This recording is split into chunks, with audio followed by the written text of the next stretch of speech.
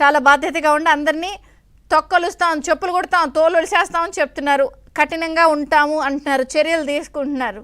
కానీ పై వాళ్ళు ఉన్నా కూడా గవర్నమెంట్లో ఎవరితో అయినా కింద వాళ్ళతోనా రాజీ పడుతున్నారని అనిపిస్తుందా మీకు? ఈ పరిస్థితికి మేమేమని అన్నారు, మేము సమాధానం చెప్పాల్సి వస్తుందండి అని. ఎవరితోనా రాజీ పట్టడం వల్ల మీరు మాటలు పడుతున్నారా గవర్నమెంట్లో? ఉంది, కొంత ఉంది. అది కొంత ఉంది మాత్రం. మీరు గవర్నమెంట్ లో భాగస్వామ్యం కూడా చెప్తున్నారు కదా, అది కొంత ఉంది. ఆ ఉండబట్టే ఇవన్నీ వచ్చినాయి. ఇందాక సత్యప్రసాద్ చెప్పింది కానీ మేము చెప్పేది కానీ అదే. ఇంకా ఉంది కాబట్టే మేము నిందపడాల్సి వస్తుంది. వాటిని సరిచేస్తామని చెప్తున్నాను నేను. వాటిని కూడా సరిచేసే పనిలోనే ఉన్నాము. ఖచ్చితంగా మార్పు తీసుకొస్తాము. వ్యవస్థలన్నింటిలో కూడా మార్పు తీసుకొచ్చిన తర్వాత మళ్ళా ఈ రాష్ట్రంలో పరిపాలన ఏ రకంగా జరుగుతుందో కూడా మళ్ళా మీ నోటితోనే మీ డిబేట్ లోనే మళ్ళా మమ్మల్ని మీరు పొగిడే విధంగా కూడా మేము పరిపాలన ముందుకు వెళ్ళబోతున్నాం. పరిపాలన రెండు రకాలు.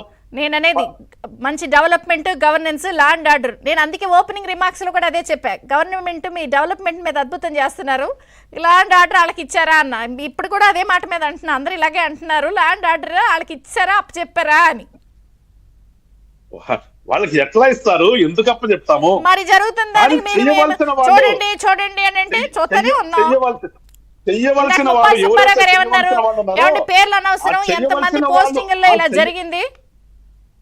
నేను ఒప్పుకుంటాను. తప్పులు జరుగుతున్నాయి, పిల్లలు జరుగుతున్నాయి. అందుకే అంటుంది దాన్ని నాశనం చేస్తుంది రాజకీయ వ్యవస్థని. నేను మొదలుపెట్టింది అందుకే. ఈ సోకాల్డ్ రాజకీయ నాయకులే నాశనం చేస్తున్నారు. కొంతమంది వీళ్ళ స్వార్థం కోసం నాశనం చేస్తారు. కాబట్టి ఇట్లా తయారైపోయింది. కానీ మేము అది కూడా రిగ్రెట్ చేస్తాం. మాలో జరిగిన తప్పుల్ని రిగ్రెట్ చేస్తాం. అట్ ద సేమ్ టైం ఉద్యోగస్తుడు బాధ్యత నిర్వర్తించే విధంగా ఖచ్చితంగా చేస్తాం.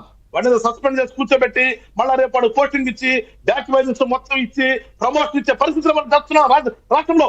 ఏసీబీలో ఒకటి దొరికితే వాడికి ప్రమోషన్ ఇచ్చి పోస్టింగ్ ఇస్తారండి. అందుకంటే దౌర్భాగ్యమే ఉంది. ఎవరు నిందించాలి ఇక్కడ? ఈ సోకాల రాజకీయ నాయకులను నిందించాలా, వ్యవస్థను నిందించుకోవాలా, ప్రజలు నిందించుకోవాలా? ఒకటి ఏసీబీలో దొరికితే వాడికి మన ప్రమోషన్.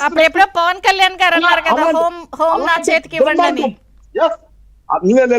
చేతికి ఇవ్వమని లేదు. ఆ రోజున ఏంటంటే ఇదే మాట, ఆ రోజున మాట్లాడింది కూడా ఇదే.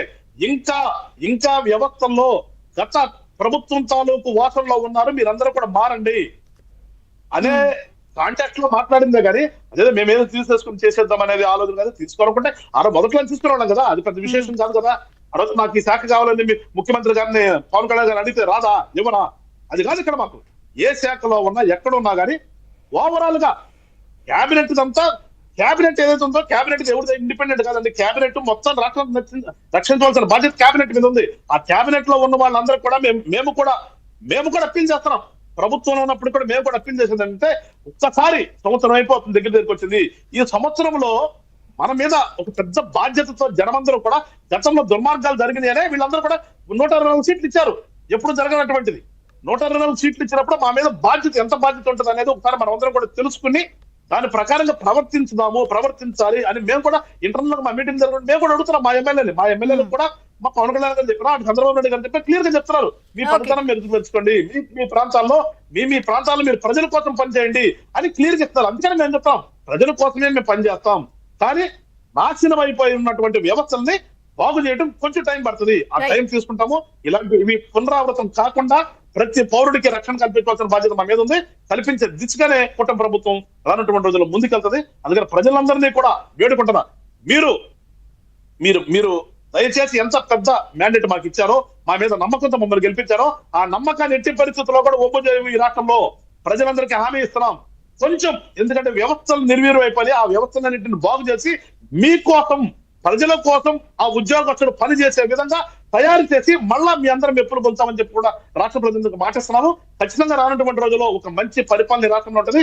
చెదురుమదురు సంఘటనలు చిన్న జరిగినా కానీ అవి కూడా లేకుండా ఈ రాష్ట్రంలో యథేచ్ఛగా గాంధీ గారి కళ్ళగా చూడండి, అర్ధరాత్రి కూడా యథేచ్ఛగా తిరగాలని